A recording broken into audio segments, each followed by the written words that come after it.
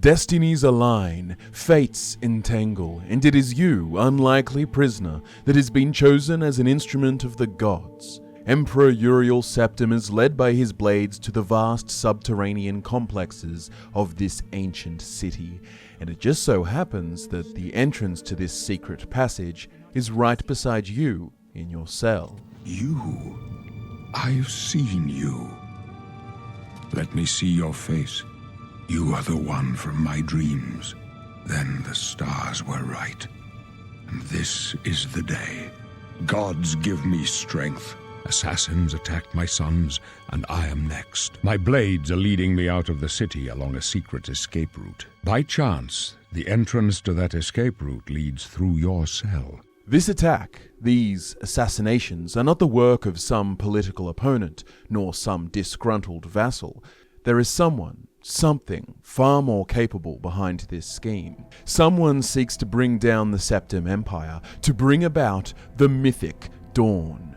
You, lowly prisoner, will navigate your way through hidden passages and help defend the Emperor from these assassins enshrouded in plain-wrought steel and red fabrics.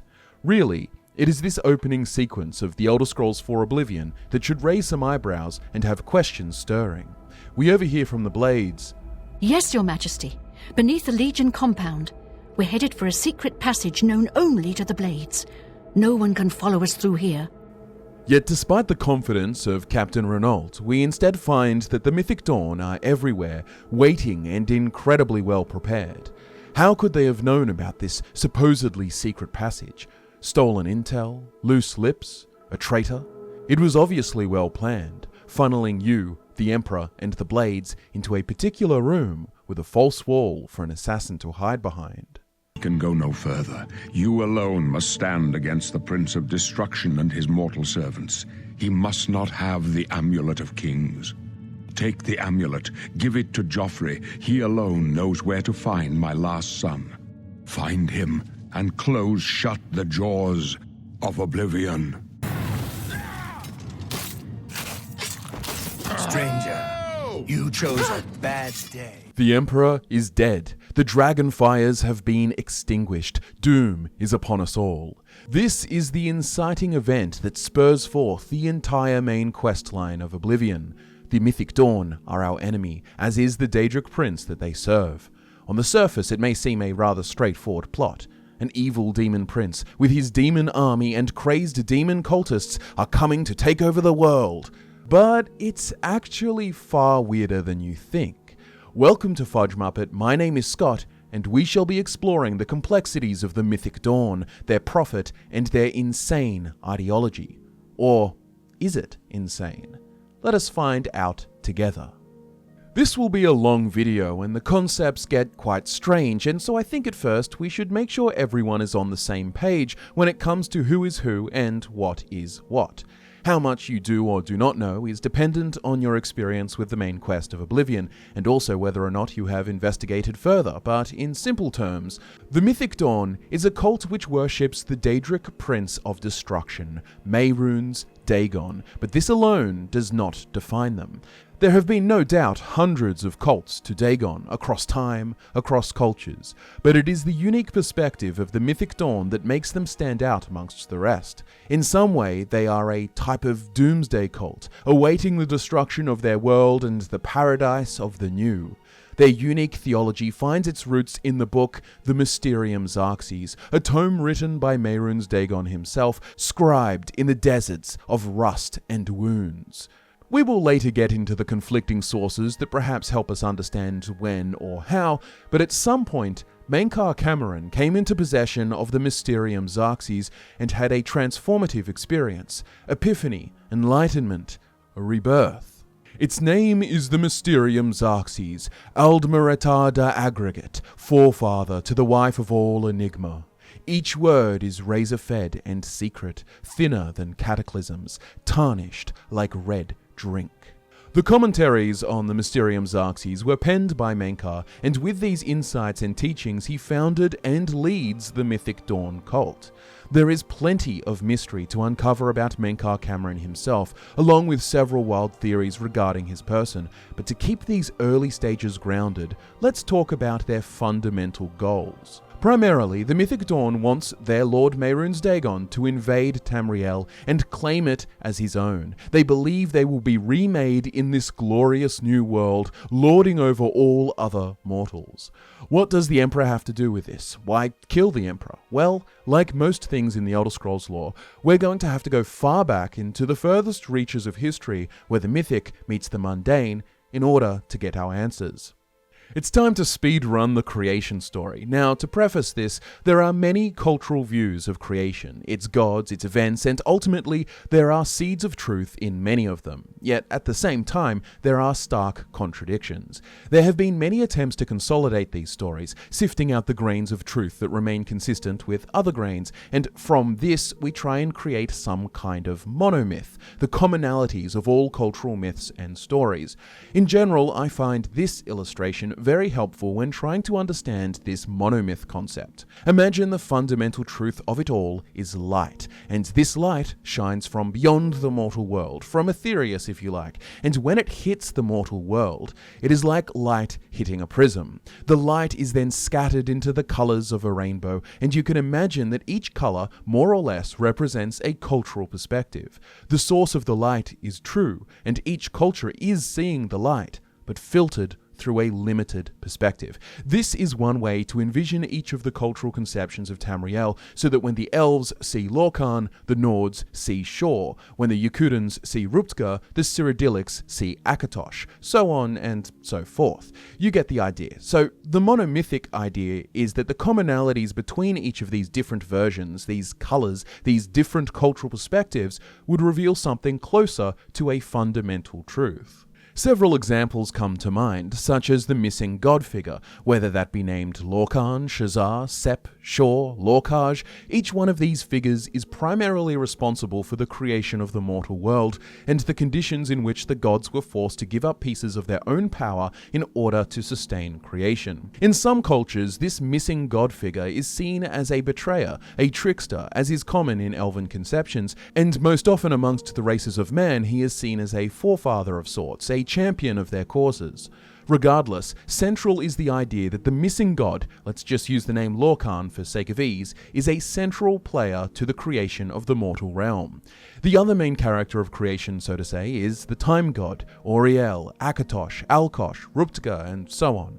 Most often there are draconic or serpentine features associated with this god, but not always. This god is most often in opposition to the Lorkhan figure and is often involved in his punishment or defeat. I made a video a while back called The Missing God of the Elder Scrolls, which will go far deeper into all the various permutations of this enigmatic figure. However, I want to try and keep this as tight as possible on the Mythic Dawn, and for the sake of this cause, it is easiest to present the elven perspective in a simplified form because this is primarily what the Mythic Dawn flips on its head. So in the beginning, there is Anu and Padme, the dualistic forces of light and dark, order and chaos, existence and non-existence, eternal and finite. These forces clash, and their interplay allows for the existence of the Orbis, which is the Elder Scrolls universe.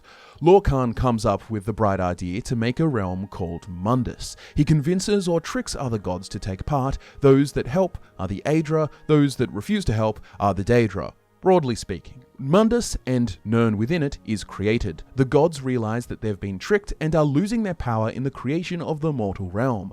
Wars between them are fought. Magnus and his followers escape at the last minute, creating the holes in the firmament that are the sun and the stars. Lorkhan's heart is ripped out but cannot be destroyed because it sustains the mortal world, and so it is thrown into the ocean where Red Mountain would later grow from. Lorkhan equals the bad guy, the Aedra or the Divines equal the good guys who gave Lorkhan his comeuppance. This is a reductionist version of the typical Altmeri view, but it is important. Lorkhan is considered the villain. He tricked the gods into giving up their power, severing spirits from the realm of Aetherius, forcing them to endure the cruel existence of mortality. 2. The Daedra are considered demonic forces, manipulative and cruel, with no investment in creation other than the things that they can gain from it, as opposed to the Aedra, who had to sacrifice for its existence. This all sets the stage for the story of the Ayleids. The Ayleids were a group of elves who proliferated all over Cyrodiil in the Merethic era, and became culturally distinct from the elves of Somerset, with many electing to serve Daedric princes for newfound pleasures and powers. They brutally enslaved the Nymic tribes of this region, and for generations this was the destiny of man, until Alessia, the Slave Queen. Fun fact, Alessia is not her real name. In fact, no one really knows who she was. She was born to an unknown tribe of slaves in the Ayleid city of Cyrodiil Emperors. The name Alessia is a more contemporary corruption of the title Alesh, meaning High Highness. Paravant is another title of hers that means the first, and from these two names there are countless cultural variations, Paraf, Parvania, Alashut, and so on. Yet none are her true birth name. Anyways, the story goes like this, from the book The Amulet of Kings. In the first years of the First Era, a powerful race of elves called the Ayleids, or the Heartland High Elves, ruled central Tamriel with an iron hand. The high and haughty Ayleids relied on their patrons, the treacherous Daedra lords, to provide armies of Daedra and dead spirits. With these fearless magical armies, the Ayleids preyed without mercy upon the young races of men, slaughtering or enslaving them at their whim. On behalf of the suffering human races, Saint Alessia, the first in the line of Cyrodiils, sought the aid of Akatosh, the dragon god of time and ruler of the noble Aedra. Akatosh, looking with pity upon the plight of men, drew precious blood from his own heart and blessed Saint Alessia with this blood of dragons and made a covenant. So long as Alessia's generations were true to the dragon blood, Akatosh would endeavor to seal tight the gates of Oblivion and deny the armies of Daedra and undead to their enemies, the Daedra-loving Ayleids. In token of this covenant, Akatosh gave to Alessia and her descendants the Amulet of Kings and the eternal Dragonfires of the Imperial City. Thus does Alessia become the first gem in the Cyrodiilic Amulet of Kings. The gem is the red diamond in the middle of the amulet. This is the symbol of the Empire and later taken as the symbol of the Septum line. It is surrounded by 8 other gems, one for each of the divines. So long as the Empire shall maintain its worship of Akatosh and his kin, and so long as Alessia's heirs shall bear the Amulet of Kings, Akatosh and his divine kin maintain a strong barrier between Tamriel and Oblivion, so that mortal man need never again fear the devastating summoned hosts of the Daedra lords. But if the Empire should slacken in its dedication to the 9 divines, or if the blood of Alessia's heirs should fail, then shall the barriers between Tamriel and the Daedric realms fall, and Daedra worshippers might summon lesser Daedra and undead spirits to trouble the races of men.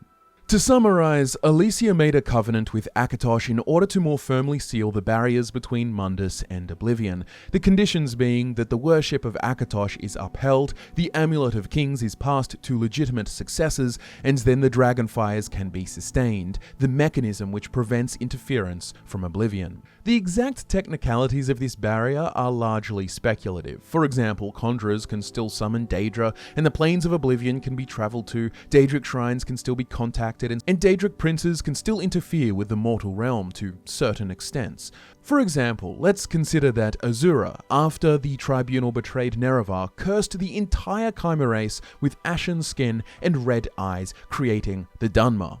This occurs over 400 years after Alessia's covenant. I'm sure many holes can be poked in this. It isn't exactly a blanket prevention of Daedric interference, but more than anything, it stops large-scale interference, invasions and the like. From the trials of Saint Alessia, and Akatosh drew forth from his breast a burning handful of his heart's blood, and he gave it into Alessia's hand, saying, "This shall be a token to you of our joined blood and pledged faith. So long as you and your descendants shall wear the Amulet of Kings, then shall this dragon fire burn, an eternal flame, as a sign to all men and gods of our faithfulness. So long as the dragon fires shall burn, To you and to all generations, I swear that my heart's blood shall hold fast the gates of Oblivion. So long as the blood of the dragon runs strong in her rulers, the glory of the Empire shall extend in unbroken years. But should the Dragonfires fail, and should no heir of our joined blood wear the Amulet of Kings, then shall the Empire descend into darkness, and the demon lords of misrule shall govern the land.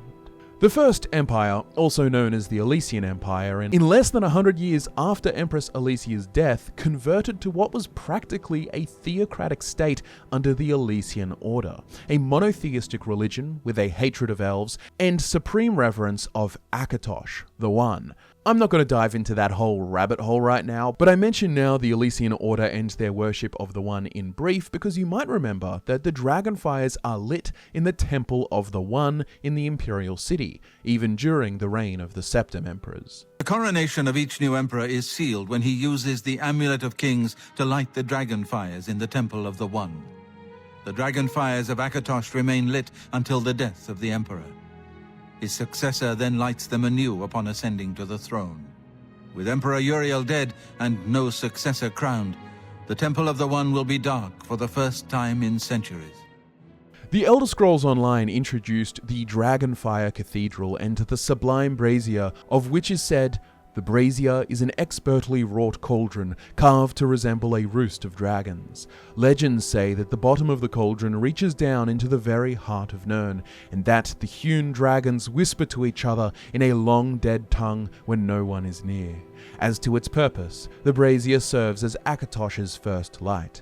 When kindled, it brings life to the Dragonfires in the city above." Obviously, as per the desperation to get to the Temple of the One in the finale of the main questline in Oblivion, the Dragonfires could be lit from the Temple of the One, which corresponds to the Dragonfires in the Sublime Brazier deep below the city. Elder Scrolls Online also introduced the Plane Meld, the Daedric prince Molag Bal's invasion of Cyrodiil during the interregnum of the Second Era. Whether or not you buy into the miraculous birth story of Riemann Cyrodiil, born from a hill with the Kimel Adabal, aka the Amulet of Kings, embedded in his forehead, his dynasty was legitimate in the sense that they could light the Dragonfires and sustain the covenant with Akatosh. With the fall of that dynasty at the end of the First Era, the Dragonfires were no longer lit, and hence there was opportunity for the malevolent Daedric princes. Molag Bal conspired with Manamako to create the conditions whereby he could begin the Plane Meld, which literally means to meld his plane of Cold Harbor with Tamriel. This whole disaster just shows how important the sustainment of the Dragonfires is, for without the Covenant of Akatosh upheld, Nirn is crucially vulnerable to the threats of Oblivion. As you well and truly know, this interregnum period of strife that was the Second Era ends with a new Dragonborn Emperor who was able to wear the Amulet of Kings, light the Dragonfires, and renew the covenant with Akatosh. The Emperor in question, of course, is Tiber Septim, who posthumously became Talos, the Ninth Divine. So all of this backstory brings us to The 27th of last seed, the year of Akatosh, 433. These are the closing days of the Third Era and the final hours of my life. The Emperor is killed, and you are charged with finding his last remaining heir, a bastard child hidden away, unknowing of his true heritage, Martin Septim. The Mythic Dawn, however, were successful in the first stage of their plan, with the death of the Emperor and no heir wearing the Amulet of Kings able to rekindle the Dragonfires. The liminal barrier between Nirn and Oblivion was non-existent, allowing for the Oblivion gates to begin opening all over Tamriel, each new gate continuing to tear the veil further. Now, one thing to note here is just how advanced the Mythic Dawn operation is. Their intelligence knew of the secret underground passage, which supposedly only the Blades were supposed to know about, and at that they were able to plan extensive ambushes and guarantee the assassination of Uriel Septim, and on top of that they were able to pull off the simultaneous assassinations of Uriel's known sons, Geldal, Enman, and Ebel. What's more is that somehow the Mythic Dawn knew of Uriel's bastard son who lived in Kvatch. I am one of the few who know of his existence. Many years ago I served as captain of Uriel's bodyguards, the Blades. One night Uriel called me into his private chambers. A baby boy lay sleeping in a basket. Uriel told me to deliver him somewhere safe. He never told me anything else about the baby, but I knew it was his son. From time to time, he would ask about the child's progress. Now it seems that this illegitimate son is the heir to the Septim throne, if he yet lives.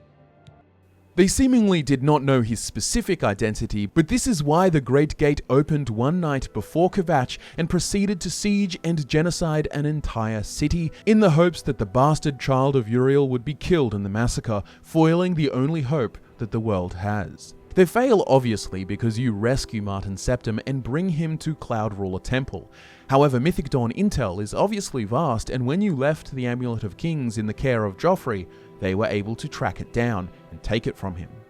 I'm sorry, I can't help but shake the idea that someone in the Blades is feeding information to the Mythic Dawn, or there's a double agent somewhere of something. Put it on paper. The Mythic Dawn were able to simultaneously assassinate the Emperor's 3 sons, and they knew of the Blades' secret escape route, and they were able to set up inside it, ambushing the Emperor and eventually cornering him and killing him. It was also well planned. And on top of all this, consider that they knew of Martin's existence, which supposedly only the Emperor and few others such as Joffrey knew about. I don't think Joffrey is in cahoots with the Mythic Dawn, but it does make me wonder if somehow another of the Blades, some double agent or something, was able to discover this information, perhaps in some writing or correspondence intercepted. After all, Joffrey did say he would update Emperor Uriel on Martin from time to time. Either way, the Mythic Dawn clearly has an impressive intelligence network. So at this point in the story, the Mythic Dawn are in the possession of the Amulet of Kings, yet we have one hope: Martin Septim.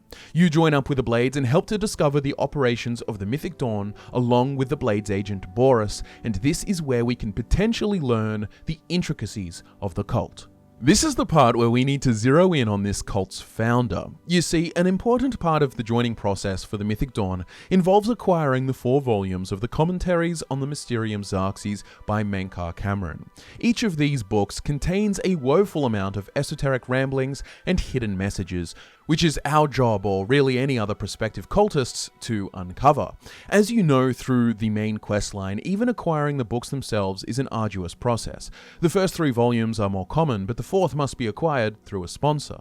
If successfully obtained and decoded, these 4 books hide the secret message that reveals the location of the Mythic Dawn cult headquarters. But let's not get ahead of ourselves. The Mythic Dawn cult has clearly been established for quite some time, especially considering certain academic circles or those interested in Daedra worship have knowledge of this cult among many. The assassination of the Emperor and active pursuit of Nirn's undoing is a recent development. The Mythic Dawn were the ones?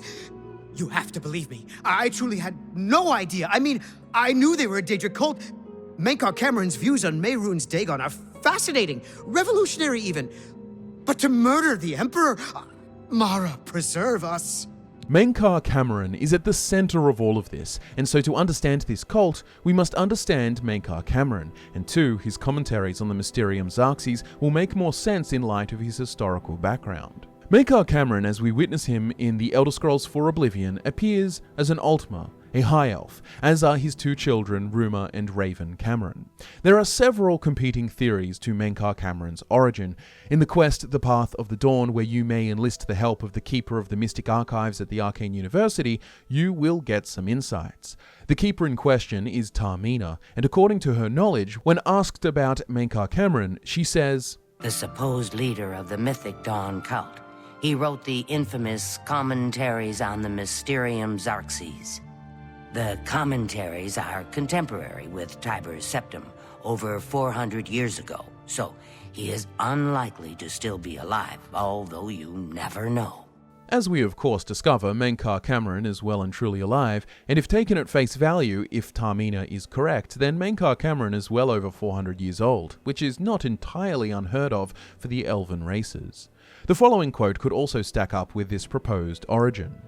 "My long duel with the Septims is over, and I have the mastery." Long duel with the Septims would fit neatly with the idea that Mankar Camoran has been in opposition to the Empire since it was first founded by Tiber Septim. However, long duel could also be 100 or maybe 200 years, which would still include Septims plural. The only reason to put any doubt on this is that there exists another source, the book The Refugees by Geros Albre. This writing details the stories of refugees fleeing the bloody rampages of the Camoran usurper. For some brief context, Hayman Camoran, also known as the Camoran usurper, was a claimant to the throne of Valenwood, ruled by the Camoran dynasty, and internal disagreements ended up spiraling out, and eventually Hayman Camoran took advantage of a civil war that Emperor Sephiroth was dealing with and went on a bloody rampage with an army of mercenaries, undead and Daedra, tearing through Colovia, Hammerfell and High Rock before being stopped at the Battle of Firewaves. Anyways, this following book takes place during the latter part of his conquests. The smell of the bay oozed through the stones of the cellar, salt and brined decay. The cellar itself had its own sense of old wine turned to vinegar, mildew, and the more exotic spices of herbs the healers had brought with them to tend to the wounded. There were more than 50 people squeezed into the big earthen room which had once been forgotten storage for the brothel above. The groaning and whimpering had ceased for now, and all was still, as if the hospital had turned into a mass grave. "Mother," a Red Guard boy whispered. "What was that?" The boy's mother was about to answer him when there was another rolling roar from outside, which grew louder and louder, as if some great but incorporeal beast had come into the cellar. The walls trembled and dust burst from the ceiling in a rain of powder. Unlike the last time, no one screamed. They waited until the weird, haunting sound had passed, and then was replaced by the soft rumble of the distant battle. A wounded soldier began whispering Mara's prayer from the doomed. "Mankar!" A Bosma woman curled up in a cot hissed, her eyes feverish, flesh white and wet with sweat. "He is coming!" Throughout the tale, the woman whose name is revealed to be Kalis continually cries out Mankar. "He is coming, and he will bring death!" A Bosma scout named Orban, who had come to this place for healing, is able to identify Kalis from his former life as a favourite of Hayman Camoran, the usurper. "Run away, but wasn't she injured?" "It was not a healthy situation, but new mothers can surprise you with what they can do when it's all over." "She was pregnant?" Orban gasped. "Yes, it wasn't such a difficult birth in the end. She was holding the boy in her arms when I saw her last. She said she had done it herself." "She was pregnant," Orban murmured again. "The mistress of the Camoran usurper was pregnant." And at the end of this story, the final revelation plays out. "He is coming, and he will bring death. He will destroy all." Lucar remembered her eyes. She was sick, but not afraid. Who was this he who was coming, if the Camoran usurper was dead? "Did she say anything else?" asked Orban. "She told me the baby's name," Rosania replied. Mankar. This source, The Refugees, places Mankar Camoran as the offspring of a Bosma woman named Kalis, a concubine of Hayman Camoran, and as per the story, this Kalis has premonitions about the destruction Mankar, her son, will bring. There is no further information about what happened, but this event would be dated to about the year 267 of the Third Era, meaning that Mankar Camoran is 166 years old, which is perhaps more believable than well over 400. 2. In context, this long duel with the Septims remark also makes sense, as 5 Septim Emperors ruled during his lifetime. However, there are holes in this neat little story also. Mankar Camoran is clearly a High Elf as we see him in-game, yet his supposed parentage, via the story of the refugees, is Bosmeri on both sides, meaning that he would have been born at Bosma. There is confusion with the origin of Mankar Camoran, but we can say for certain that he read the Mysterium Xarxes, wrote the Commentaries, and founded the Mythic Dawn cult. Perhaps by investigating these texts and all the esoteric knowledge, or perhaps insane mumbo-jumbo, we will be able to gain a nuanced understanding of Mankar Camoran, and perhaps some of the metaphysical quackery that these texts speak of could harmonize conflicting origins and explain some other curiosities about his person and his abilities. But just before we get into the weeds that are the writings of a maybe madman, let's just let him lay out his central philosophy. How little you understand. You cannot stop Lord Dagon. The principalities have sparkled as gems in the black reaches of Oblivion since the first morning. Many are their names and the names of their masters. The cold harbour of Meridia, Periite's quagmire, the 10 moon shadows of Mephala and Dawn's beauty, the princedom of Lorcan, misnamed Tamriel, by deluded mortals. Yes, you understand now. Tamriel is just one more Daedric realm of Oblivion, long since lost to its prince when he was betrayed by those that served him. Lord Dagon cannot invade Tamriel, his birthright. He comes to liberate the occupied lands. Ask yourself, how is it that mighty gods die, yet the Daedra stand incorruptible? How is it that the Daedra forthrightly proclaim themselves to man, while the gods cower behind statues and the faithless words of traitor priests? It is simple. They are not gods at all. The truth has been in front of you since you first were born. The Daedra are the true gods of this universe. Julianos, Dibella, and Stondar are all Lorcan's betrayers, posing as divinities in the principality that has lost its guiding light. What are scholarship, love, and mercy when compared to fate, night, and destruction? The gods you worship are trifling shadows of first causes. They have tricked you for ages. Why do you think your world has always been contested ground, the arena of powers and immortals? It is Tamriel, the realm of change, brother to madness, sister to deceit. Your false gods could not entirely rewrite history. Thus you remember tales of Lorcan vilified, a dead trickster whose heart came to Tamriel. But if a god can die, how does his heart survive? He is Daedroth, Tamriel I Daedroth. This heart is the heart of the world, for one was made to satisfy the other. You all remember this. It is in every legend. Daedra cannot die, so your so-called gods cannot erase him from your minds completely. Mankar Camoran's central claim, which underpins his entire philosophy, is that Mundus is actually just another realm of Oblivion, and Lorcan is/was its Daedric prince. The so-called Divines, or Aedra, are impotent forces compared to the Daedric princes of Oblivion, and for Mankar this is because they represent a truth. They are realer, they are the first causes, fundamental powers. It is a very compelling spin on the idea that Lorcan, this supposed trickster deity who played the Aedra into creation, forcing them to invest their own power to sustain it, is instead, in Mythic Dawn accounts, claims that Lorcan was betrayed and usurped by his subordinates, his rule of his Oblivion realm supplanted. This is where Mehrunes Dagon comes in, the lord of ambition, of revolution, of destruction. He shall come and liberate the realm of Mundus. Mankar Camoran may be a madman, but could there be some truth to all of this? I do have to point out that in some ways, he already has a strike against his name as one knowledgeable about the Daedra, considering that he misattributes the realms of every single Daedric prince he lists off. The cold harbour of Meridia, Periite's quagmire, the 10 moon shadows of Mephala, and Cold Harbour belongs to Molag Bal, not Meridia. Quagmire belongs to Vaymina, not Periite. And Moonshadow belongs to Azura, not Mephala.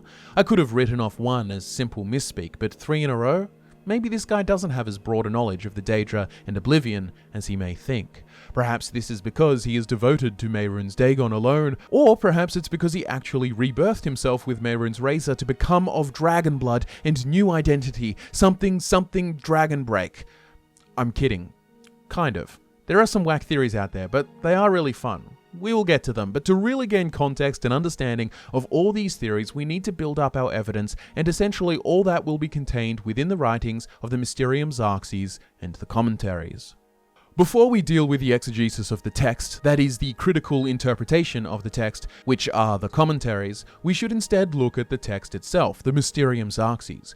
Due to game limitations, there are only several pages of glyphic Daedric arrangements available to us for viewing or decoding, and as you would likely imagine, in a lore sense, this book is far more lengthy and must contain hundreds of pages.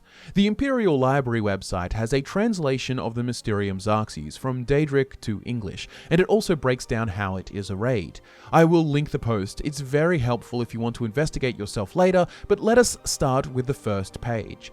The following is read from all the text that surrounds the sigil in the middle. When I walk the earth again, the faithful among you shall receive your reward, to be set above all other mortals forever. As for the rest, the weak shall be winnowed, the timid shall be cast down, the mighty shall tremble at my feet and pray for pardon. As you've just heard, Mankar Camoran did quote the text directly in one of his sermons to his cult in the Lake Arius Caverns, and considering this, I am inclined to think that Mankar is truthful in his quotation and interpretation of the Mysterium Xarxes. Deluded, misguided by Dagon perhaps, but not a liar, I don't think. The text arranged in the sigil of the middle translates to, "Of bold Oblivion fire, who finds you, for Lord Dagon forever reborn in blood and fire from the waters of Oblivion." So far, these translations line up with a central thesis of the Mythic Dawn cult.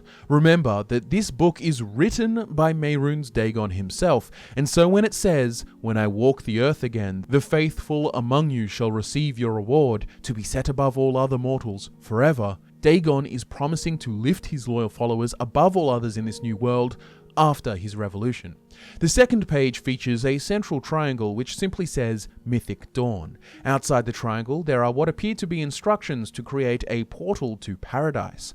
Martin Septim will decode this book in the main questline, and through which you will be able to gain the 4 key parts for the creation of the portal to Gaia Alata. The top line says, "Come slow and bring 4 keys," and around the page there are 4 keys, translated as follows. "In my first arm, a storm. My second, the rush of plagued rain. The third, all the tinder of Anu. The fourth, the very eyes of Padome." The translator connects each of these keys to specific items. As you may well know, in the main questline of Oblivion, we must retrieve 4 items: a Daedric artifact, the Blood of the Divine, a Great Welkin Stone, and a Great Sigil Stone. The third and fourth keys, as described in the Mysterium Xarxes, are much easier to assign to their poetic description. The third, all the tinder of Anu, is most easily connected to the Blood of a Divine, an Aedra. Anu is considered the ineffable light, the fundamental representation of order and the infinite, connected to the Aedra. Tinder not being a dating app, but rather a flammable material used to start a fire.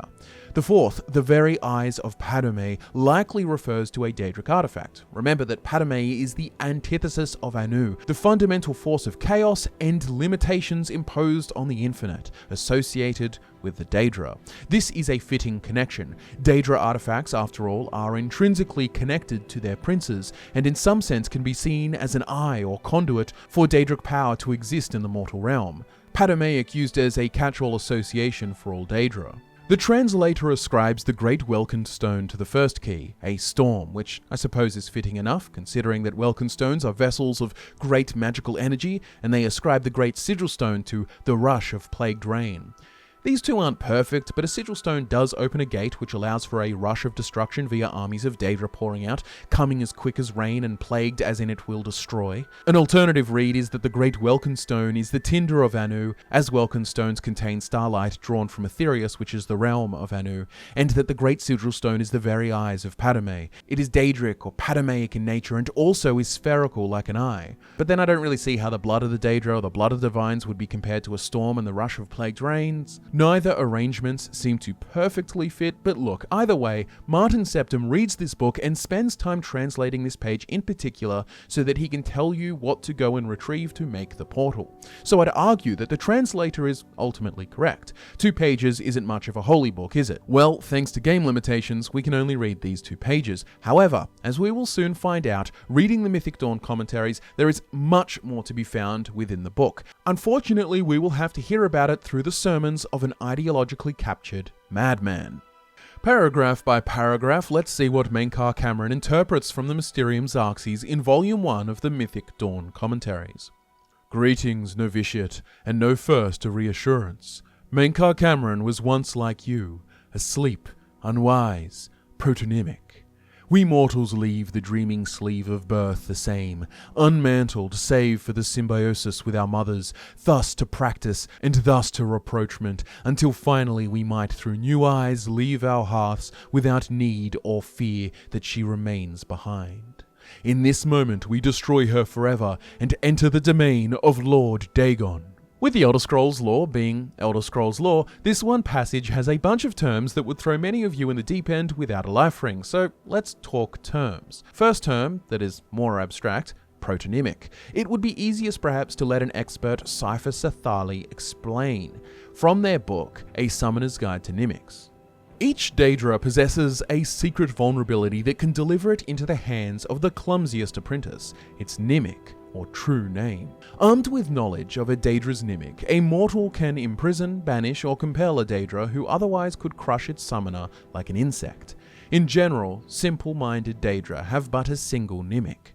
Daedra of stronger will and purpose have 2, 3, or even more Nymics. A mortal mage must make use of each one in order to bend the Daedra to his or her will. The portions of a Nymic are as follows. The first and simplest Nymic is the protonymic. Some scholars believe the protonymic is a description of kindred or species for creatures who lack the self-awareness to identify themselves as individuals. This seems doubtful, however. Surely not all Daedrats possess the same name.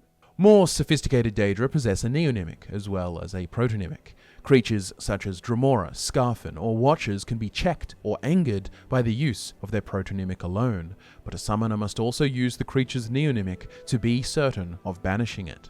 So a Nymic is a kind of incantatory name for Daedra, and the protonymic is the kind of most base and functional name. In the commentaries, Mankar was once like you, asleep, unwise, protonymic. We mortals leave the dreaming sleeve of birth the same, unmantled save for the symbiosis with our mothers, thus to practice and thus to rapprochement, until finally we might through new eyes leave our hearths without need or fear that she remains behind. So in this sense, protonymic seemingly refers to mortals, a state of most basic identity, referenced as unmantled except for symbiosis with our mothers, which all means that the only facet of our identity in this early stage is that inherent connection with our mothers, for every mortal's birth depends on one. To help us make sense of the Mythic Dawn commentaries, I might front-load some of the conclusions therein so that we can better understand what this text is building towards. Nu-Mantia is a term that will be mentioned several times, and it translates to or means liberty. As inferred from the rest of Mankar's ramblings, the liberty desired is not just freedom of choice or movement, it can extend as far as to freedom of history, freedom from identity determined by the conditions of birth, freedom of destiny. There is an implicit transcendence within this conception of liberty, Nu-Mantia. This concept will build into some interesting Ayleid theories for later in the video, but for now it provides much greater context for the commentaries. Let's continue. Reader, this book is your door to that domain, and though you be a destroyer, you must still submit to locks. Lord Dagon would only have those clever enough to pause. All else the Orbis claims in their full running.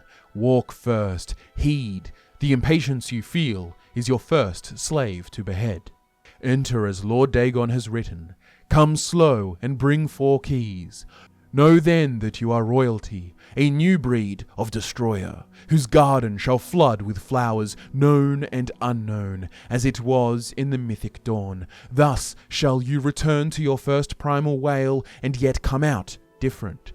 It shall this time be Neonimbiosis, master akin to master, whose mother is Miasma. The name Mythic Dawn is a reference to creation, the Dawn era, which is a place of endings and beginnings, a war of manifest metaphors, the beginning of it all, a place of Nu-Mantia, of possibility. This passage suggests a return to the first wails of your birth, but different. Instead, you shall be royalty, a garden of possibility, without even the predetermined bonds of your mother. You are rebirth, recreated like Dagon, master akin to master, whose mother is Miasma. That is a vapor, no one, nothing, unbirthed, free. Every quarter has known us, and none bore our passing except with trembling. Perhaps you came to us through war, or study, or shadow, or the alignment of certain snakes. Though each path matters in its kind, the prize is always thus. Welcome, novitiate. That you are here at all means that you have the worthiness of kings. Seek thy pocket now, and look, there is the first key, glinting with the light of a new dawn. This passage even highlights how the stars of your birth shape your person, another limitation imposed upon you by the conditions of your entrance to this world. Your destiny, your identity, it is shaped by stars. Night follows day, and so know that this primary insight shall fall alike unto the turbulent evening sea where all faiths are tested. Again, a reassurance. Even the usurper went under the iliac before he rose up to claim his feet. Fear only for a second. Shaken belief is like water for a purpose. In the garden of the dawn we shall breathe whole realities. Just as a note, the usurper reference here is to his supposed father if the book The Refugees is taken at face value.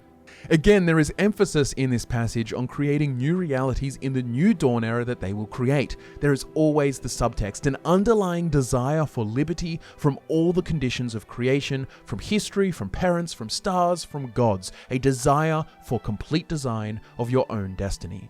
Enter as Lord Dagon has written. Come slow and bring 4 keys. Our order is based on the principles of his mighty razor. Novitiate, questing knight, chaplain and master. Let the evil ones burn in its light as if by the excess of our vision. Then shalt our knowledge go aright. However, recall that your sight is yet narrow, and while you have the invitation, you have not the address. My own summons came through a book Lord Dagon wrote himself in the deserts of rust and wounds. Its name is the Mysterium Xarxes, Ada-Mantia aggregate, forefather to the wife of all enigma. Each word is razor-fed and secret, thinner than cataclysms, tarnished like red drink. That I mention it at all is testament to your new rank, my child. Your name is now cut into its weight. Firstly, I loved that description of the Mysterium Xarxes, but to provide a little context to the poetics of this passage, Deserts of Rust and Wounds is a reference to Dagon's Oblivion realm, also known as the Deadlands, a place you are surely well acquainted with. He refers to the Mysterium Xarxes as Ada-Mantia aggregate, which appears to be a conjunction of the words Aldma, which is the terminology for the original elves of Aldmeris, and Et Ada, which is a name that translates to original spirits, essentially all of the gods. I think in essence, this Aldma Et Ada aggregate is referring to the sum of all gods and mortals, perhaps reference to how the Mysterium Xarxes, as per Mythic Dawn philosophy, allows for the leveling of the playing field, a return to the Dawn era where mortals who follow Dagon can become as royalty, become gods of their own. The Mysterium Xarxes is also referenced as the forefather to the wife of all enigma. This is a direct reference to the Ogma Infinium. Xarxes is the name of an elven god, the one who watches, the ageless one, a god of secrets and hidden knowledge, the scribe of Auriel. Ogma is his wife, who he created from his favourite moments in history. Fun fact, Ogma is actually a Celtic god of Irish and Scottish mythology, a god of speech, learning, and language. You can see the inspiration there. The Ogma Infinium is a book written by Xarxes, with knowledge given to him by Hermaeus Mora. Anyways, by forefather to the Ogma Infinium, Mankar is describing the Mysterium Xarxes as something greater, something that came before, a more ancient, perhaps truer knowledge. Palace, hut, or cave, you have left all the fog worlds of conception behind. Nu-Mantia, liberty, rejoice in the promise of paradise. Endlessly it shall form and reform around you, deeds as entities, all systems only an hour before they bloom to zero sums, flowering like vestments, divine raiment worn to dance at Lord Dagon's golden feet. In his first arm a storm, his second the rush of plagued rain, the third all the tinder of Anu, and the fourth the very eyes of Padome. Feel uplifted in thine heart that you have this first key, for it shall strike high and low into the worm rot of false heavens. Roaring I wandered until I grew hoarse with the gospel. I had read the mysteries of Lord Dagon, and feeling anew went mad with the overflow. My words found no purchase until I became hidden. These were not words for the common of Tamriel, whose clergy long ago feigned the very existence of the dawn. Learn from my mistake. Know that humility was Mankar Camoran's original wisdom. Come slow, and bring 4 keys. Offering myself to that daybreak allowed the girdle of grace to contain me. When my voice returned, it spoke with another tongue. After 3 nights, I could speak fire. Red drink, razor fed, I had glimpsed the path unto the garden, and knew that to inform others of its harbour, I had to first drown myself in Xarxes' sea. Know ye that I have found my fleet, and that you are the flagship of my hope. Greetings, novitiate. Mankar Camoran was once you, asleep, unwise, protonymic, but am no more. Now I sit and wait to feast with thee on all the worlds of this cosmos. Nu-Mantia, liberty! That ends Volume 1, and there is a ton of rambling to unpack, but again, I think it may be better to front-load some information. There are theories out there that suggest Mankar Camoran used the razor, whether this means Mehrunes' razor, the artifact explicitly, or rather as poetic reference to Mehrunes Dagon himself or the Mysterium Xarxes, though I suppose in some sense they're all one and the same, since artifacts can be considered extensions or manifestations of a prince's power. Either way, through Mehrunes Dagon's power, wisdom or artifact, or all of these things, he was able to rewrite his history and reshape his being. Through this lens, we can imagine that he was born as a Bosmer, a child of the Camoran usurper and his concubine Kalis. How he came to Dagon since then is unknown, but through the wisdom of the Mysterium Xarxes and the Razor, he was able to cut into the fabric of reality and rewrite his history, which could be why he is now an Altmer, but most importantly, there is the idea that he became Dragonborn through his own intent. Now, this may be all coming across as pretty wild, but let's work from most convincing evidence to least. In-game, when you track down the Mythic Dawn headquarters in Lake Arius Caverns, you will encounter Mankar Camoran professing his final sermons upon his flock, all while wearing the Amulet of Kings. Now, this is significant because the Kim El Adabal, this red diamond of emperors, cannot just be worn by anyone. Its clasps stay true only around the neck of one with dragon blood. If you try to equip it yourself, you are met with the message, the Amulet of Kings slips off as you try to fasten it around your neck. Mankar Camoran, however, clearly as evidenced in-game, is able to wear such a relic, something that only those of dragon blood should be able to do. This should at the very least raise some questions. Mankar continues to wear this until you pry it from his cold corpse in Gaia Alata, but the idea that he could just wear it in the first place, could it be chalked up to some powerful sorcery, or did he really remake himself and become Dragonborn? A passage we just read is often cited as evidence.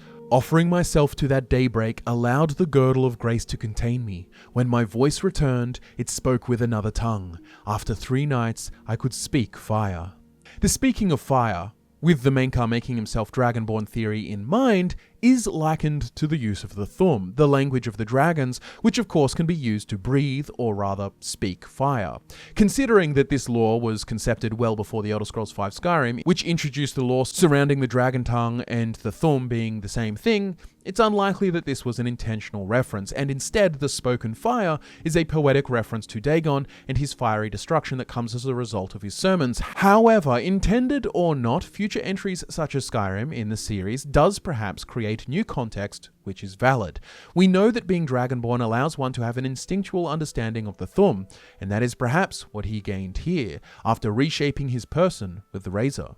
Him being able to wear the Amulet of Kings also corroborates this. As for the part about him recreating himself, he says in the Commentaries when speaking about the Mysterium Xarxes, each word is razor-fed and secret, thinner than cataclysms, tarnished like red drink. That I mention it all is testament to your new rank, my child. Your name is now cut into its weight. And later, following the line about speaking fire, red drink, razor-fed, I had glimpsed the path unto the garden, and knew that to inform others of its harbour I had to first drown myself in Xarxes' sea. Know ye that I have found my fleet, and that you are the flagship of my hope. Greetings, novitiate. Mankar Camoran was once you, asleep, unwise, protonymic, but am no more. Now I sit and wait to feast with thee on all the worlds of this cosmos. Nu-Mantia, liberty! Remember what we said about protonymics, these being a kind of basic name applied to a species, something all the Daedra have, and then more complex ones have extronymics, neonymics, and so on? Well, Mankar is presenting the idea that being protonymic, asleep, unwise, is the idea that you are bound by the conditions of your birth to the symbiosis of your mother. For Mankar, he was not born in the likeness of the Ultima, nor was he of dragon blood, capable of breathing fire and wearing the Amulet of Kings. As he says, Mankar Camoran was once you, asleep, unwise, protonymic, but am no more. He achieved liberty from the conditions of his creation and chose his new history. Remember, this is all still in the realm of compelling theory. He could just be a nutcase, but if this were true, it could be he rebirthed himself somehow at an earlier time, being contemporary with Tiber Septim, as Tamina says, founding the Mythic Dawn back then and having his long duel with the Septims. Look, paradoxical timelines is enough to give anyone a headache, but it's fun to speculate. It could also just be easy to write Tamina off as mistaken, or partially mistaken, especially with what we know in light of the Elder Scrolls Online Blackwood expansion, that there was a similar Dagon cult called the Order of the Waking Flame that used the Mysterium Xarxes as their holy book. They were active in the Second Era, and perhaps Tamina conflated these two distinct factions. I wasn't going to go all too deep into the Order of the Waking Flame, mainly because they are comparably obscure and overlap a lot. However, I do want to cite Lyranth Foolkiller, a powerful Dremora who says this when asked about the idea that Nirn is Mehrunes Dagon's birthright, as was asserted by the Order of the Waking Flame, and, of course, later the Mythic Dawn. She says, "The idea derives from the false assertion that Mundus is not distinct from Oblivion, that it is one of its constitutive realms, a realm that conveniently belongs to Dagon. Tell me, have you heard Dagon himself make this claim, or is this simply what one of his followers told you? Here is some immortal advice. Pay less attention to idiotic cultists." Mehrunes Dagon's association with Nirn is more metaphorical than existential. Metaphors possessed greater power when things began. They still do in Oblivion. But in your spongy realm, they are simply tools for understanding. Revolution and destruction are straightforward concepts that correspond with mortals' limited understanding of the Orbis. Dagon allows you to put a face on these terrifying elements of life on Nirn. Unlike the unknowable princes like Nocturnal and Hermaeus Mora, you can make Dagon's desires small and easily comprehended. You can incorporate him into your shared myth of mortal significance. Why does Dagon believe Nirn belongs to him? A better question would be, why do the people of Nirn believe Dagon belongs to them? Unsurprisingly, the answer is mortals' simple natures. Lyranth kind of puts a dampener on the whole theory of the Mythic Dawn, especially considering that she herself is a Daedra, and a powerful one at that. But look, it's no fun if we aren't going to indulge the ideas of Mankar Camoran and the Mythic Dawn. Lyranth could also, possibly, though probably more unlikely, be limited in her own perspective as a Daedra, and perhaps Nirn is just the lost Daedric realm of Lorkhan.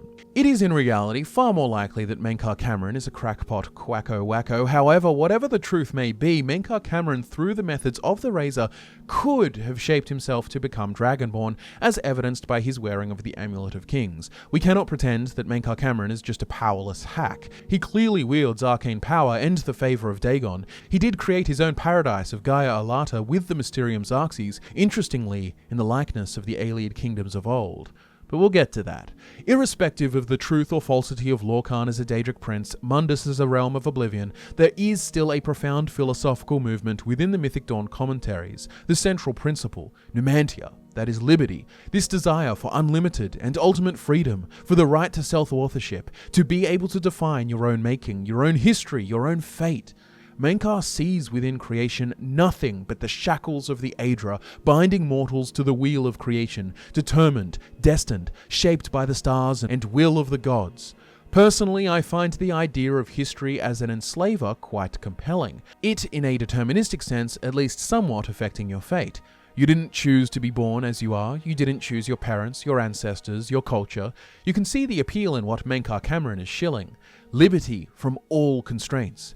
With this in mind, let us read on with the Mythic Dawn Commentaries Volume 2. Beware though, there starts to be a lot of random name drops that can only be connected to vague concepts or to nothing at all. There is lots of room for interpretation.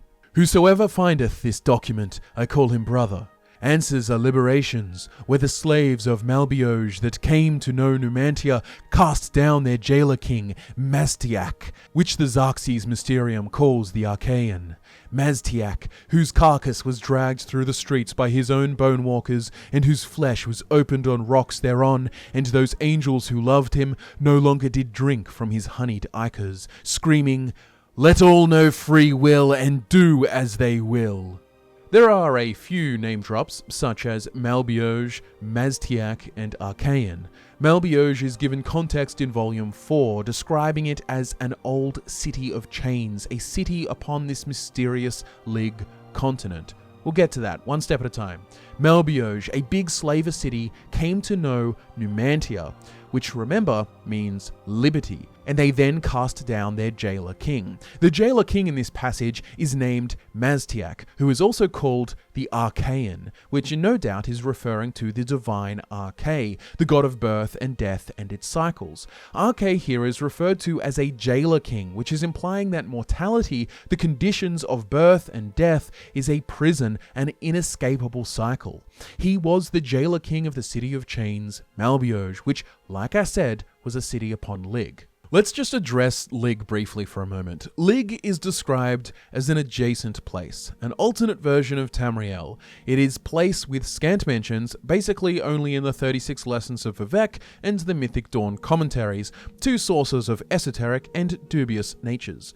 Michael Kirkbride, the developer who authored both the Mythic Dawn Commentaries and the 36 Lessons of Vivec, has mentioned that Lig as an adjacent place is a result of folding space, so perhaps it's best to imagine one of those paintings that is then folded in paper to make a butterfly, or some other analogy for something that is similar but mirrored or different.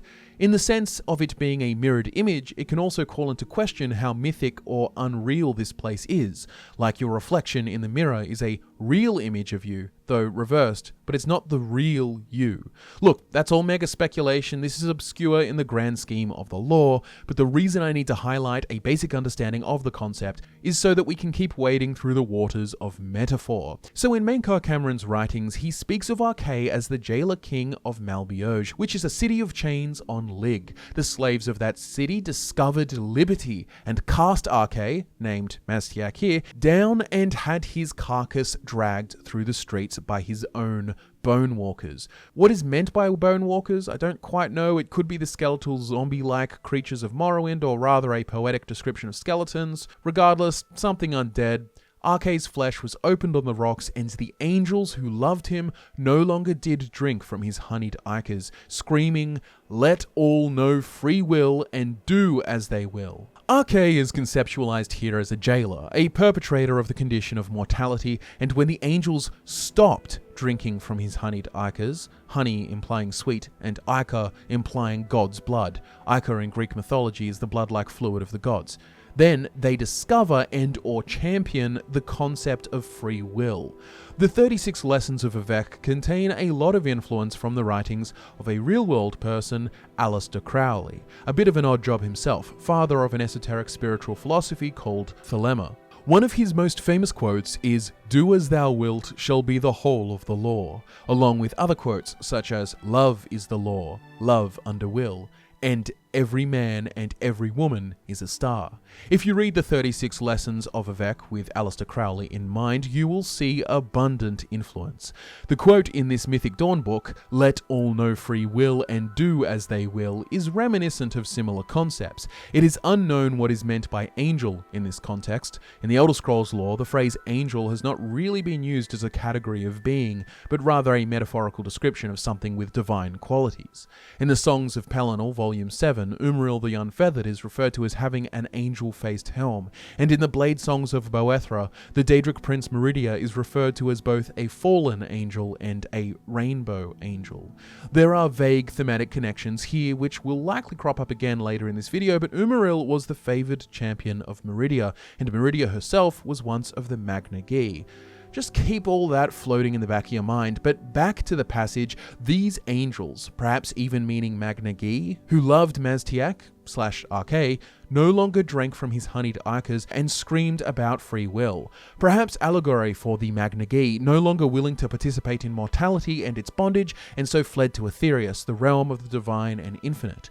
The Maztiak Archaean figure could also be interpreted as being similar to Lorkhan, but of this Lig adjacent place, as in the conventional sense Lorkhan is the instrument player in creating the conditions of Mundus, the realm of mortals.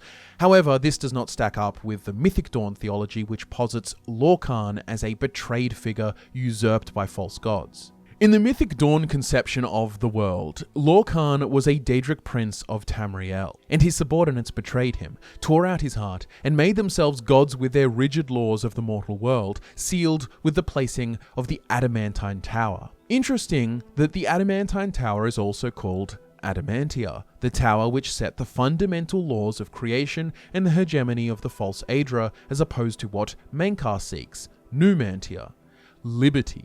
So in this sense, Lorkhan would not be likened to a jailer, as typical elven conceptions of him would conclude. Rather, the jailer is seen as Arkay, Maztiak, the god of birth and death, god of cycles. This is all happening in Lig though. Whether Lig is allegorical and mythical or a dimensionally physical place, it doesn't matter.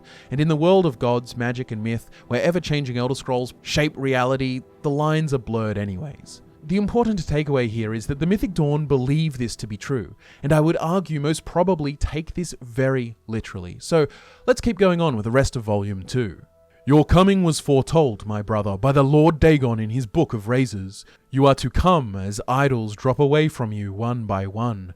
You are exalted in the eyes that you have not yet set on you. You, swain too well-travelled to shatterer of mantles. You, brother, are to sit with me in paradise and be released of all unknowns. Indeed, I shall show you his book and its foul and many-feathered rubric, so that you can put into symbols what you already know. The sphere of destruction is but the milk of the unenslaved. I fault not your stumbling, for they are expected and given grace by the oils. I crave not your downfalls, though without them you might surpass me even in the coming earth of all infinities. Lord Dagon wishes you no ills, but the momentous, and as he wants, you must want, and so learn from the pages of God this, the ritual of want. This whole passage is really just more hype up about how paradise is going to be great and there'll be ultimate freedom and you'll be unmantled, self-defined, you'll be able to access all infinities, anything you desire, it's going to be a party. I'm not going to pour over every line because we are only at Volume 2 and we've got lots more to talk about. However, the line that says, "Indeed, I shall show you his book and its foul and many-feathered rubric so that you can put into symbols what you already know. The sphere of destruction is but the milk of the unenslaved." It's really interesting to me. Firstly, his book, aka the Mysterium Xarxes, and its foul and many-feathered rubric. Such a unique description, and I want to highlight this because it vaguely, like many things in these texts, feels Ayleid. Ayleids have many avian motifs upon their weapons, armors, and statues. According to legend, before the Ayleids built the White Gold Tower, there were birdmen living there. In the songs of Pelennor, their arrows are likened to bird beaks, and they wore feathers. Umaril himself is called the Unfeathered, for what reason we don't quite know. But look, in general, floating around, we've got references to angels and many feathered things, which are reminiscent of Meridia and the Ayleids, plus we see Gaia Arlata. Mankar Camoran's paradise is modelled after ancient Ayleid cities. We also have a veneration of Daedra. It's best to dig into the Ayleid theory stuff after the commentaries, but just keep that in mind. As for the rest of that line, the sphere of destruction is but the milk of the unenslaved. Milk is nourishment for mortals, mammals, many living creatures. This is likening destruction to nourishment for those who are unenslaved, meaning freedom is found through destruction. Moving on to the ritual of want. Whisper to earth, where the meddlers take no stones except to blood, as blood is blood, and to the cracking of bone, as bone is bone, and so to crack and answer and fall before the one and one, I call you dragon, as brother and king. Hides of dreg, 7 and 7, drought of oil, 1 and 1, circles drawn by wet debellites, 3 concentric, and let their lower blood fall where it may. A birth watched by blackbirds, hearthfire first, incant the following when your hearing becomes blurred. Enraptured, he who finally goes unrecorded. Recorded, the slaves that without knowing turn the wheel. Enslaved, all the children of the Orbrus, as it is. Camoran here is shilling more apotheosis type rhetoric, where you will ascend to be beside him, he will call you dragon as brother and king. Dragon here being likened to Akatosh, you will be like gods. The next passage outlines a bit of a ritual involving simple ingredients and others less so, including circles that must be drawn by wet Debellites, Debellites being priestesses of Debella, and let their lower blood fall where it may. I guess their period blood, but then it says birth watched by blackbirds, so it's a birth of something or someone. Again, the ideas of unknowing slaves to mortality, of the state of Mundus, it's all there, but let's move on to Volume 3. The tower touches all the mantles of heaven, brother novitiates, and by its apex one can be as he will. More, be as he was and yet changed for all else on that path for those that walk after. This is the third key of Nu-Mantia, and the secret of how mortals become makers, and makers back to mortals. The bones of the wheel need their flesh, and that is mankind's heirloom. This, I think, is referring again to the concept of CHIM. The opening of this book also has 4 Daedric letters spelling out CHIM, so it's pretty clear. CHIM, for those unacquainted with the term, is in a literal sense the secret syllable of royalty. It means royalty. In a metaphysical or philosophical sense, it is to describe a type of apotheosis, an ascension to godhood. I want to avoid going deeper than necessary as we start touching on the more dubious and less canon explanations of the lore. I'm trying to make this simpler, not infinitely more complex, so for the purposes of understanding, it's easiest to just envision CHIM as a form of extreme enlightenment that essentially results in a form of godhood. In many conventional depictions of the metaphysical structure of Mundus, it is described as a wheel, divided into 8 spokes for each of the Aedra and then 16 Daedra slotted in between. But there do exist new lore implications that mess with this neat little structure. However, I bring it up because this wheel that represents the mortal realm, when turned on its side, can be seen as a single line, like a tower. At least this is the revelatory part of the 36 lessons of Avec. The secret is the tower. That is why Mankar refers to the tower touching all mantles of heaven, and that one can touch its apex to be as he will. Mortals to become makers, and makers back to mortals. He also states that mankind's heirloom is to be the flesh for the bones of the wheel. The bones of the wheel referring to the 8 divines, the spokes, and I suppose also the earth bones. Oathbreakers beware, for their traitors run through the Nymic paths, runner dogs of prolix gods. The dragon's blood have hidden ascension in 6,000 years of ethereal labyrinth, which is arena, which they yet deny is oath-bound. By the book, take this key and pierce the divine shell that encloses the mantle takers. The skin of gold, scarab orbex. This passage to me is largely speaking about how the dragon's blood, that is the covenant with Akatosh that the emperors since Alessia have partaken in, is a cutting off of other mortals from divine ascension, hiding ascension in ethereal labyrinth, in complex Nymic paths, meaning obfuscation through names, stories, and cultural conventions, all hiding the truth that the arena, another name for Tamriel, is actually a plane of oblivion belonging to Lorkhan, that we mortals have been cut from our divine sparks. Woe to the oathbreakers! Of the skin of gold, the Xarxes Mysterium says, be fooled not by the forlorn that ride astray the roadway, for they lost faith, and this losing was caused by the Aedra, who would know no other planets, whereby the words of Lord Dagon instructs us to destroy these faithless. Eat or bleed dry the gone forlorn, and gain that small will that led them to walk the path of Godhead at the first. Spit out or burn to the side that which made them delay.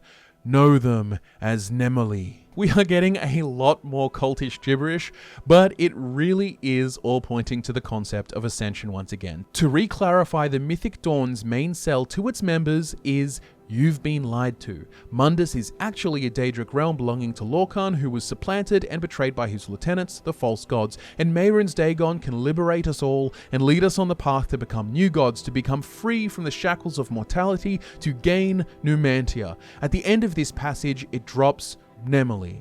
The passage appears to be referring to the Magna Ge more broadly, but for context, Mnemoli is the most well-known of the Magna Ge. These are the followers of Magnus. Remember at creation when Magnus fled, creating the hole to Aetherius that is the sun? So did many of his Magna Ge followers. creating the stars. Further context can be found in some other sources. Understanding of the phenomenon that is Mnemoli has been around in spiritual circles for quite some time. Dated back to the First Era, the following source is written by Archprelate Fervidius Tharn, leader of the Alessian Order in the late 12th century of the First Era. Integument, by the way, is a tough protective outer layer. Though all given concavities or sheaths within the integument of the orbis are necessarily contained by the orbis, right-reaching dictates that a defined sheath may be detached from the integument by invocation of Mnemoli. Upon intercourse with the star orphan, the beseeching alescitic performs a version of the organ of thought, an employment of the hurling disc that recapitulates the truth that a circle turned sideways is a tower. By same truth, twisting the enveloping sheath into the middle dawn to the number of 17 brings it to untime and unplace. Eventualism, of course, predicts reabsorption upon depletion of the wheeling force, but the absence of duration may render even eventuality moot. This passage is citing the method of right-reaching, which is basically the seeking of CHIM, the process where mortals become makers. It's saying that a defined sheath, perhaps a mantle of a god, can be detached from the protective outer layer of the orbis, that is, the universe, with the invocation of Mnemoli. Again, we have reference to the circle or wheel turned sideways being a tower. The book, The Nine Coruscations, gives more clarity on the Magna Ge. Let it be known that these sacred sisters followed the parabolas that led away from Magnus, and in doing so chose to let their light continue to shine upon us. The blue star, the reclusive princess, retroactively constructed by the named her memory, appeared when the dragon, untime, frozen monuments of unfettered destiny, unbound time gives way, dragon break, as it was in the dawn, endless possibility, rewritten narratives, even the Elder Scrolls. Always there is born a prisoner unbound, as is the will of the Prime. There is no right lesson learned alone. I won't go into every single one of the coruscations, but Mnemoli is one of the most important of these 9 coruscations, the Magna Ge that followed parabolas that led away from Magnus. Mnemoli in this source is clearly associated with the Dragonbreak, this space of untime where all possibilities exist. The prisoner unbound, that is you, the character in every game, unbound and able to decide your person, your fate. In the Exegesis of Meridnunda, the scholar Phrastus of Ellen here provides some more valuable information. This appears to identify the Daedric prince Meridia with the so-called Star Orphans, those Anuic entities that separated from Magnus when the Divine withdrew from the creation of the Orbis. The best known of these Star Orphans is probably Mnemoli, the Blue Star, who was associated with untime events, and was said to be visible even in the daytime sky at the time of the Dragonbreak. The takeaway to remember from all of these side tangents from the commentaries is that Mnemoli the Blue Star, as one of the 9 coruscations, that is the stars that went away from Magnus, appears during Dragonbreaks. A recap on Dragonbreaks? It's the point of untime. Akatosh is considered the time god, and he's a dragon, and so when the dragon breaks, he breaks, and linear time is broken. This chiefly is a cool metaphysical explanation for the various retcons that have been needed to stitch together the various different visions and timelines of the various Elder Scrolls games, the most remarkable being the Middle Dawn of the First Era that supposedly lasted 1,008 years and resulted in the elven elements being stripped from Akatosh, and of course there is also the Warp in the West, known as the Miracle of Peace, which allows all the multiple endings of the Elder Scrolls II Daggerfall to have happened at once and somehow be resolved or reconciled into a clean world state. Fans will speculate further with Dragonbreaks, saying things like every single game is a Dragonbreak because each player experiences a different version of events. It gets very break the fourth wall meta-like, but obviously Dragonbreaks are a known about concept to the scholarly within the Elder Scrolls lore itself. Dragonbreaks are often likened to the state of the Dawn era, which was before linear time was made certain, and so there was unlimited possibility, free from the tyranny of sequence. This, at the end of the day, is what the Mythic Dawn hoped to achieve, to return the world to a state of possibility in where they can have ultimate liberty and determine their own past, present, and future. So now, when we hear references to stars and starlight, we can understand the theological context that these have for the Mythic Dawn cultists. However, I will say, Mankar seems to lump all the Magna Ge as Mnemoli, and hence it gets a little messy, but let's just get back to the commentaries. Every new limb is paid for by the underknown. See, brother, and give not more to the Hydra. Reader, you will sense a shadow choir soon. The room you are in right now will grow eyes and voices. The candle or spell light that you read this by will become gateways for the traitors I have mentioned. Scorn them and fear not. Call them names. Call out their base natures. I, the Mankar of Stars, am with you, and I come to take you to my paradise, where the tower traitors shall hang on glass racks until they smile with the new revolution. That is your ward against the Mnemoli. They run blue, through noise, and shine only when the earth trembles with the eruption of the newly mantled. Tell them, go! Gartok al-Nem! God is come! Numimora! Num Dalenem! Once you walk in the mythic, it surrenders its power to you. Myth is nothing more than first wants, unutterable truth. Ponder this while searching for the fourth key. I love this passage. Myth is nothing more than first wants. Myth as a reflection of deep desires, unutterable truths. Myth as an action of subconscious desires manifest into narrative. Just very interesting. Understood laws of arcanature will fall away like heat. First tower dictate, render the mutant bound where he may do no more harm. As god of the Mundus, alike shall be his progeny, split from their divine sparks. We are 8x8 exarchs. Let the home of Padme see us as sole exit. This describes the first law of the Aedra, the first tower dictate that is referencing the adamantine tower made at convention. The dictate says, render the mutant, aka Lorcan, bound, so he can do no more harm, and his progeny will be split from their divine sparks. This positions the Aedra as those responsible for the trap of mortality. The 8 exarchs refers to the divines, I think. An exarch is the rank in the Orthodox Church, and in a historical context, it is a governor of a distant province under the Byzantine emperors, and so I think both of these meanings fit. In the Mythic Dawn context, the 8 Aedra are exarchs of a province or realm that is not theirs, not the native rulers, much like a governor of a foreign province or territory. And then there's also the whole exarch as a bishop thing, that works well too. CHIM, those who know it can reshape the land. Witness the home of the Red King once jungled. He did it, he said the thing. This passage references Tiber's Septim and his ascension to Talos, his state of CHIM that allowed him to reshape the jungles of Cyrodiil into what we see in Oblivion. Surely you remember Heimski's ranting in Skyrim. But you were once man, aye, and as man you said, "Let me show you the power of Talos Stormcrown, born of the north, where my breath is long winter. I breathe now in royalty and reshape this land which is mine. I do this for you, Red Legions, for I love you." He that enters paradise enters his own mother. Eal Maruma, the orb ascendeth in all ways.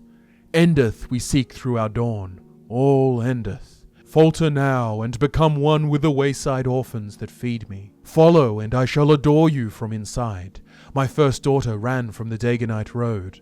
Her name was Rumour, and I ate her with no bread. And made another, which learned, and I loved that one, and blackbirds formed her twin behind all time. Starlight is your mantle, brother. Wear it to see by, and add its light to paradise. Remember, the Mythic Dawn commentaries are the works of Michael Kirkbride, hence the similarities to the kind of meta-mythos of his, mostly found in the 36 Lessons of Vivek. Shared concepts such as CHIM and Lig, along with others. There's more about Mnemoli and some weird pregnant Sotha Sil stuff, but maybe one day for a Sotha Sil video. We need to try and keep focus here, which is hard enough with all this esoteric mumbo-jumbo flying at us at light speed as we read through these commentaries. Speaking of which, let's get into Volume 4. May the holder of the fourth key know the heart thereby.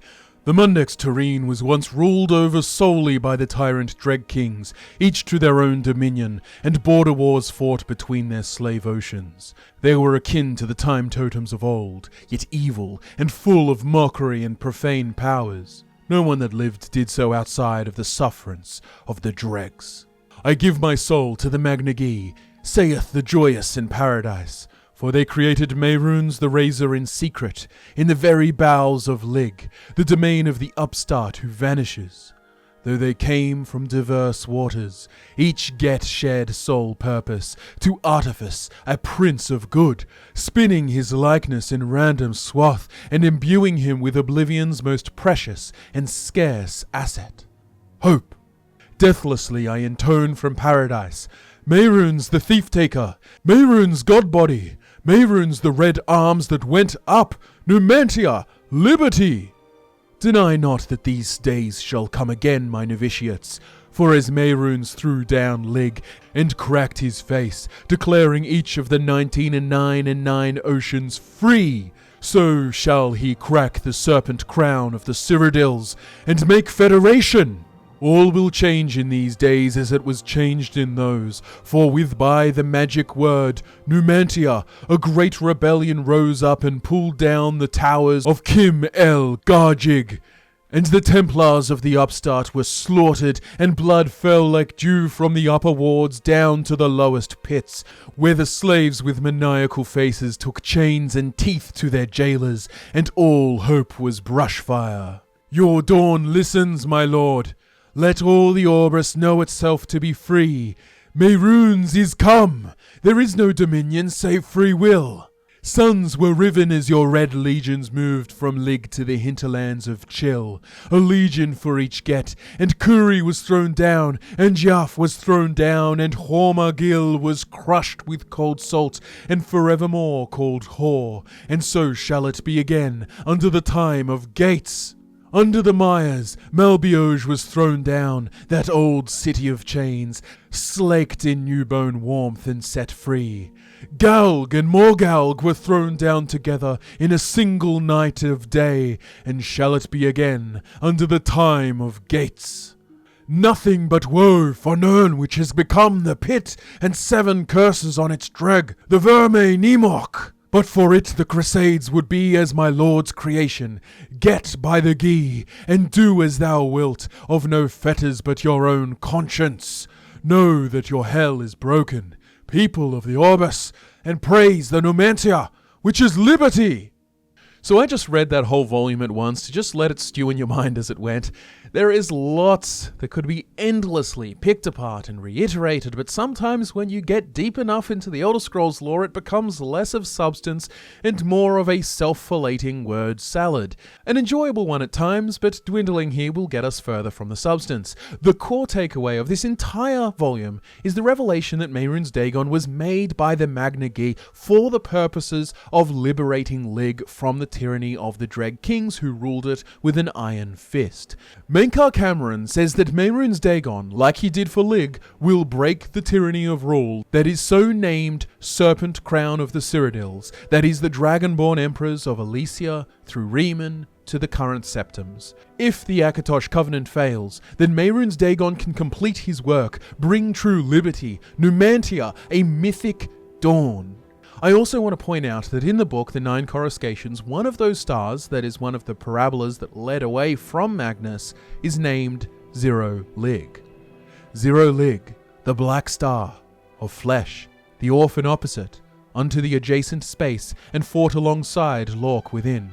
Alternate worlds unto endless possibilities. King of Dreg, fell to Mehrunes the Razor, was forced to the next Kalpa, to spiral ever out, and see the land and sky preferred to see. She was left to wander beside the serpent, so dark as to not be at all. Carried among unstars, Zero Lig catalogued all the events that, through time and untime, and there she found paths yet unseen to those among the stars. To ask what she saw as she looked within the wheel, and the centre was gone.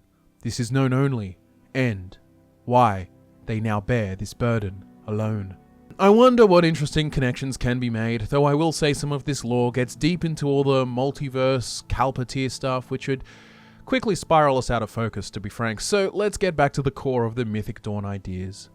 To lay out the Mythic Dawn philosophy succinctly, I would say this. Lorcan was the Daedric Prince of Mundus, or Tamriel. His lieutenants betrayed him, tore his heart out and created laws at convention, building the Adamantine Tower and forcing mortality upon all of us, sundering us from our divine sparks. This is like the reverse of the Altmeri faith, which says Lorkhan created the conditions for mortality.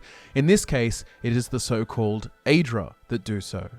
The pursuit of the Mythic Dawn is ultimately Numantia, that is liberty, free from history, free from ancestry, free from the constraints of mortality, free from the wheel, from mortals to makers. The key to this pursuit is Mehrunes Dagon, hope, the instrument of liberation, he who in Lig tore down the towers of the Dreg, and who can do so again, freeing Mundus from their false tyrants that are the Divines. Hence, Mehrunes Dagon's destruction is venerated, viewed as a commitment to liberty through rebellion, as opposed to the malevolence that he is usually characterized with by outsiders. I want to finish off this little summary section here with more words from the powerful Dremora Lyranth Fullkiller, when questioned about the origin of Mehrunes Dagon. She, like many of the Daedra we've been able to speak to, such as Haskell, imply a vastness of complexity not restrained to our mere mortal viewpoints. Once again, you soft-headed mortals turn to the matter of Dagon's origins. Are the details of his genesis really so interesting? I sometimes forget what an outsized role birth plays in the minds of those who only recently experienced it. Rather than pondering the star's alleged role in Dagon's birth, you might consider their other failures. Is there anything so low as a Magna Gi? Say what you will about Mundus's creators, at least they displayed conviction.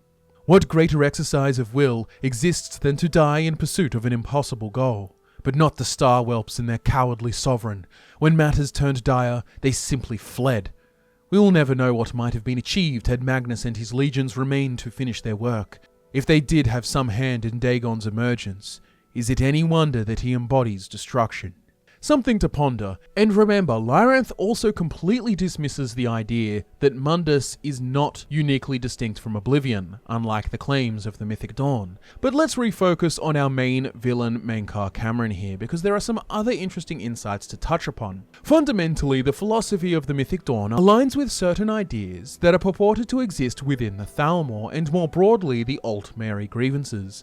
The idea that mortality, the mortal realm Mundus, is like a prison.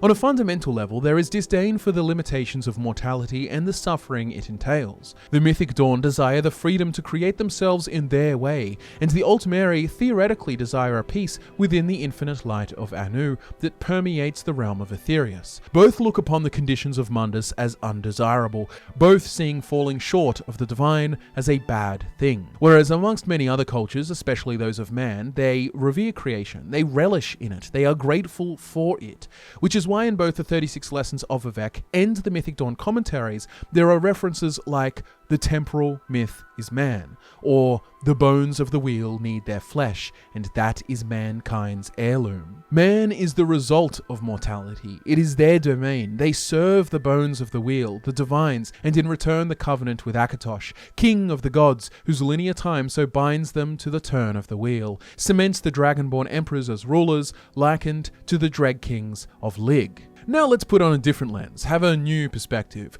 What if Mankar Camoran was an Ayleid descendant, an Ayleid restorationist of a sort? Well, there is a relatively popular theory that Mankar Camoran has some ties to the Ayleids either by lineage or cultural or philosophical fascination. Either way, let's look at the evidence. Firstly, there is his realm of Gaia Alata, an imitation of an Ayleid paradise, implying, at the very least, an aesthetic appreciation. There is also his established Bosmeri heritage opening the doors of possibility.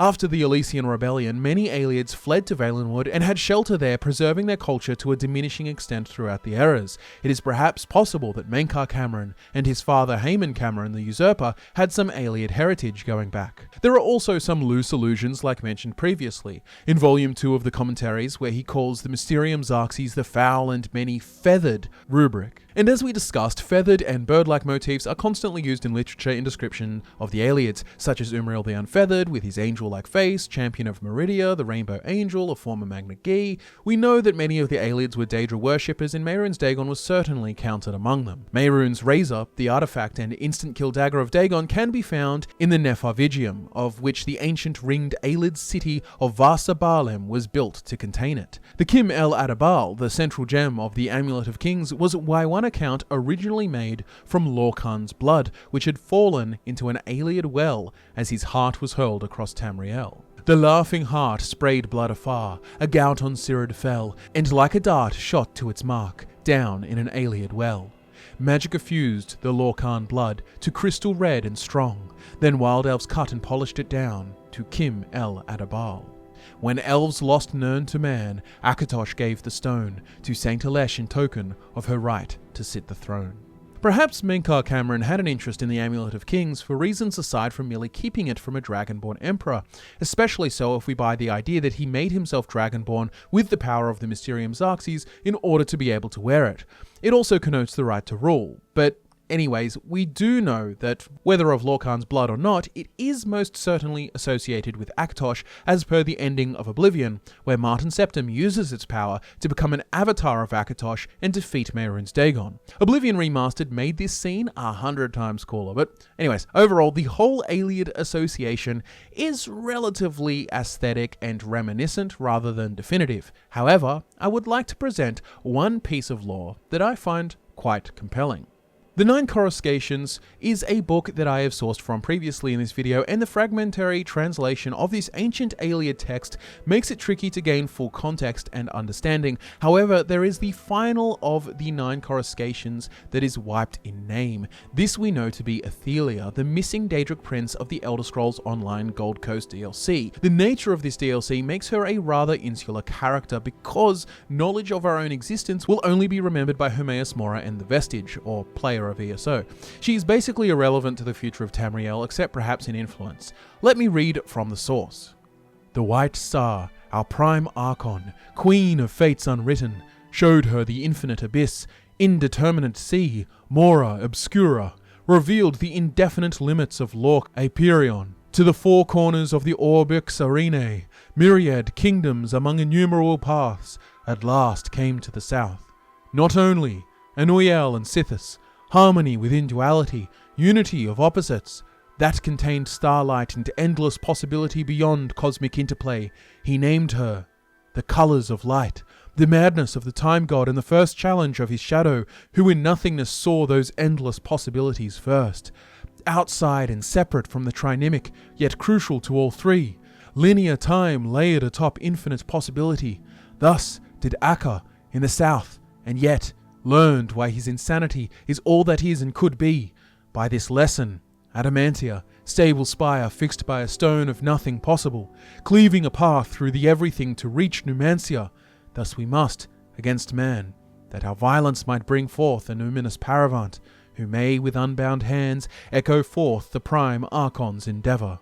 There is a good chunk of gibberish mixing here, however, there is a central premise that Ithelia is representative of possibility, the Daedric prince of paths, and that in spite of Ada-Mantia, the tower that cements creation and creates the initial laws of the mortal realm and determinism, Ithelia works to reach Numancia, which, as inferred from this passage, means to break through the limitations of linear time and predetermined fate. This Numancia, in both concept and phrasing, sounds eerily similar to Nu-Mantia, the cornerstone of Mythic Dawn philosophy, that is, liberty from all. Ithelia, before she was erased by Hermaeus Mora, desired to bring about Numancia and had several Ayleid followers. The prescription in the Nine Coruscations after establishing the goal of Numancia is, "Thus we must, against man, that our violence might bring forth a numinous paravant, who may with unbound hands echo forth the prime Archon's endeavour."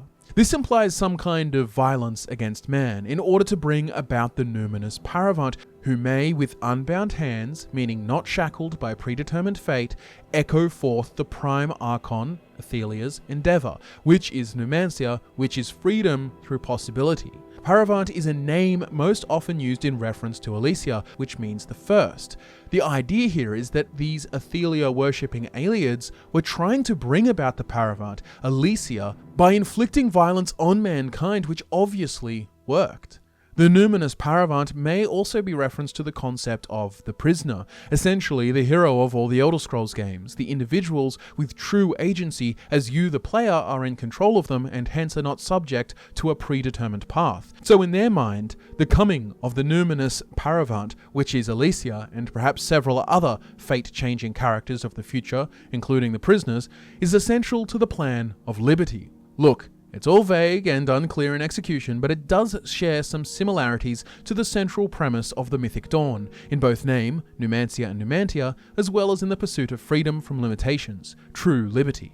So perhaps Mankar Camoran developed certain ideas of Numantia from ancient Ayleid texts and or the Mysterium Xarxes itself. Either way, this all makes the Ayleid connection a little bit less vague, but look, I still wouldn't go around proclaiming Mankar Camoran as some kind of Ayleid restorationist, but rather as someone who is intrigued by their ideas and aesthetics. Mankar Camoran is one truly weird guy. He has uncertain origins, which if you ask the corners of the internet involve even weirder Trinitarian-like conceptions with his children and his rebirth. I frankly couldn't be bothered getting into all of that because it's so speculative and contained within the writings of a madman. The central premise of the Mythic Dawn, I suppose, isn't even that condemnable. More so, it is the method of its pursuit that is morally reprehensible. Determinism is great for those that end up with good lives, but for those born into horrors, you best believe the pursuit of liberty would be well worth it. They would yearn for the ability to rewrite themselves into existence as they see fit. Too bad that such promises appear false, and that at the end of it all, the most likely situation is that Mehrunes Dagon simply has a penchant for toppling power structures, and Mankar Camoran is an egomaniac who is convinced he is a messiah of sorts. But he is deluded. My name is Scott from Fudge Muppet. Thank you so much for watching this long video. I hope you got some great insights, and I'd love to hear your thoughts and insights down below. Thanks again, and I'll be back to nerd out with you again next time.